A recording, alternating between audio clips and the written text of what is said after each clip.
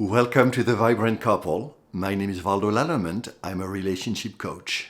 I created The Vibrant Couple to further my mission of liberating love through connection and playfulness.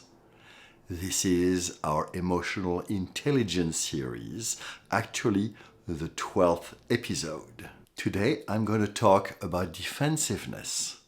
This is part of a 4-video mini-series on John Gottman's Horsemen of the Apocalypse. The first video was on criticism. Here is a link if you're interested. The second was on contempt. And here is a link. I'm going to talk about how we are defensive naturally as humans. I'm going to talk about how as humans we're also naturally anxious. So we look for a mate, and sometimes our mate becomes the enemy. I'm going to circle back to the examples we looked in the videos on criticism and contempt. We will try to understand why we are defensive and what we can do about it. So as humans, we are naturally defensive. So we have a number of stressors. In the past they were saber-toothed tigers. In this day and age, we don't have those, but we still have a number of stressors, crossing the street, paying the mortgage, and on and on and on. A stressor occurs, our body naturally produces some cortisol. We either defend ourselves or we avoid the conflict. That's the fight, flight, or freeze. And then over time, our level of cortisol goes down to basically our base state. That base state depends on individuals. Some people are very relaxed, and some people always stressed. That's somehow part of our individual disposition. Very interestingly, the research has shown that cortisol levels remain much longer in men than in women. As a result of all the stressors that happen in life, we are naturally anxious, and one of the solutions is to find a mate. The hope with that mate is that we will fight against external stressors together.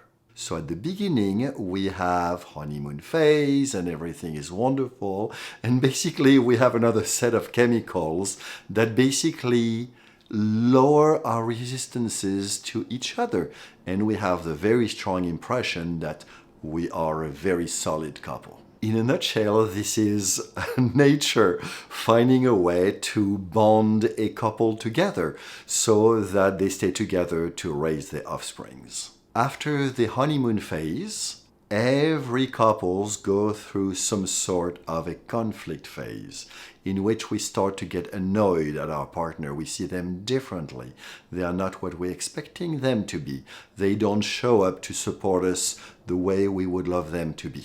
Many couples stay in that phase the whole time, and either until they die or until they divorce, and somehow either never learn or very little learn on how to get along. So the belief I have is that this conflict phase is actually wonderful because these are myriads of invitations to become a better couple. In good couples, what I'm seeing is that the level of stress created can go down actually quicker. So the couple can support each other in regulating each other. This is called co-regulation, and this is something wonderful that couples can work on. You can imagine that in many couples, instead of going faster, it goes slower. So the level of cortisol that was raised by the stressor basically go down slower. We're not sure if our partner is somehow supporting us or not, and we are somehow tiptoeing. And then in some couples, we have the stressor, and then our partner reacts on top of that, and the level of cortisol goes up and up and up. And so this is where defensiveness shows up. Let me qualify with my hand the rate of descent of cortisol. So let's say that this is the innate. Then if we have a good couple that co-regulates, it goes down faster, quicker. And then if we have a couple that is so-so, it can take longer. And then if we have escalation, then it can go much longer and actually keep escalating our level of cortisol. So in this case, the inclination of my hand is the inclination, the disposition in which a couple is going to either be very low on defensiveness or very high on defensiveness. In the previous two videos on criticism and on contempt, I have highlighted how both increase stress in a couple. Sometimes it is really good to explain what we are doing to our partner. Sometimes it is also good to defend ourselves when somehow we feel wrongly accused and our partner says, "Oh, darling, I'm so sorry. I made some assumptions. I was totally wrong. Thank you for defending yourself." However, when criticism and contempt become the norm in a couple, usually defending oneself, explaining oneself, only adds fuel to the fire. And that is because often the intent of the person criticizing or contempting, I'm making a word up here, is not to find co-regulation. It is to find fault. It is to play the blame game with one's partner. When our partner has ill intentions towards us, whether it's conscious or unconscious, defending oneself can easily become a way of blaming our partner back. How dare you blame me?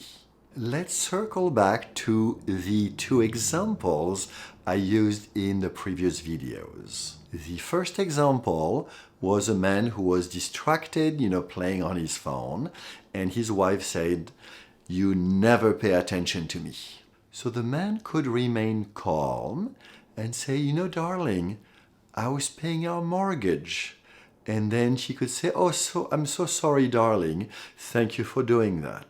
You see that in that example, the inclination is towards diminishing cortisol as quickly as possible together and really good co-regulation.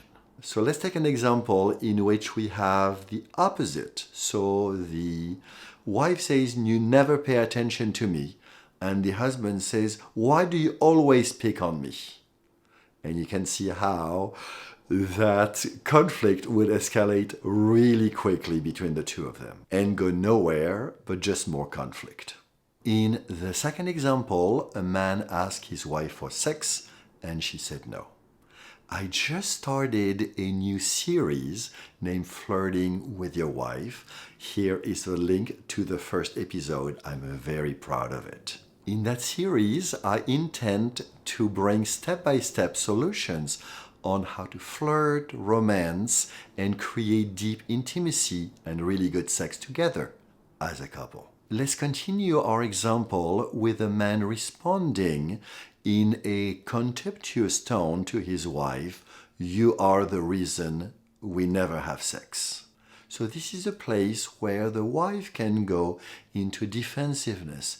"Darling, I had to deal with the children all day, and then the chores, you don't help me much, and then I have stressors at my job, and I want to prepare the house for your parents that come to visit us next week," and on and on and on. You can imagine the list can be really long. Defensiveness does not necessarily mean that the conflict will escalate. For example, the husband may say, "Oh, darling, I'm so sorry. I did not know you had those stressors at work. I agree with you. I didn't do my chores this week. How can I support?" Give his wife a big hug and they kiss tenderly and they say, "Hey, maybe let's try to have sex this weekend." What happened here is both of them decided to de-escalate the conflict and to turn towards each other. and solve the sex problem together as a couple. It is also possible that the woman reads that her partner becomes reactive from her defending herself and basically somehow needs more ammunitions, more weapons to blame him. So she may say, and I did not like the way you were looking at that blonde woman at that party last night. You can see how this fuel on the fire could escalate the conflict very quickly in a way that it is very unlikely the conflict goes anywhere but more conflict. So why are we defensive with each other? Some comes from the innate reactivity of each partner. You know, the 4Fs: fight, flight, freeze, or fawn. So let me talk a little bit about that because I believe it is really important. Fight, you see a stressor and you decide to fight it. Flight, you see a stressor and you decide to run. Freeze, you see a stressor and you become paralyzed. This happens a lot more than we think in couples. The fourth F, fawn, is much trickier because it is a long-learned response from what I could easily describe as complex PTSD. And to very much simplify fawning, we basically learn to jam others' radars. For example, we are scared of what is going on, but we just smile and pretend that we're comfortable, nothing is going on. So now in a couple, you take both people and they have their 4Fs, and they also have an innate attachment style. So some people are secure, some people are anxiously attached, and some people have more of an avoidant attachment style. All of that are spectrums because no one is fully secure. We all have some level of insecurities that show up either anxiously, somehow we want to get towards our partner, or avoidantly and we somehow want to fly away. Of course, the best couples are with two secure individuals, but really importantly, secure attachment is practiced. This is something that we build together through conflict, through stressors that we basically tackle together and sometimes don't tackle together, or we tackle against each other and we learn from each of these over the years and basically form the couples that we are today. So what do we do with defensiveness and of course, criticism and contempt? So I believe the key is awareness, because when we are aware, we can do something. I was mentioning earlier that when one's partner has ill intent, and I was saying consciously or unconsciously. So if it is conscious, the partner can stop himself or herself and say, oops, this is not going the way I want to go. And how about I do a take two? And I want to plug into a wonderful relationship tool video I made a few weeks ago about a tool I named Take 1, 2, 3, in which basically you said, hey darling, I screwed up take 1. How about I do a take 2? And sometimes I do a take 3 as a way of practicing better relating. So let's pretend that the partner that has ill intent is not aware, but that the partner that is receiving the ill intent is aware. So this is where the receiving partner can do something about it. They can say, hey darling, here is a relationship tool I want to bring. Or they can say, darling, this is something that I don't like. I'm not liking the way we're arguing. How about we try to see a relationship therapist or a relationship coach? Through awareness, we can decide to do something about it. And the beauty of a couple, in my view, is because we tend to trigger each other and we can to surface our reactivities. We can basically decide together as a couple to work on lowering our reactivities to increase the quality of our partnership. We looked at how, as humans, we are naturally defensive, with all the stresses of the world. We look at how we are naturally anxious and how a very typical situation is basically to look for a mate so that it's easier to live life together.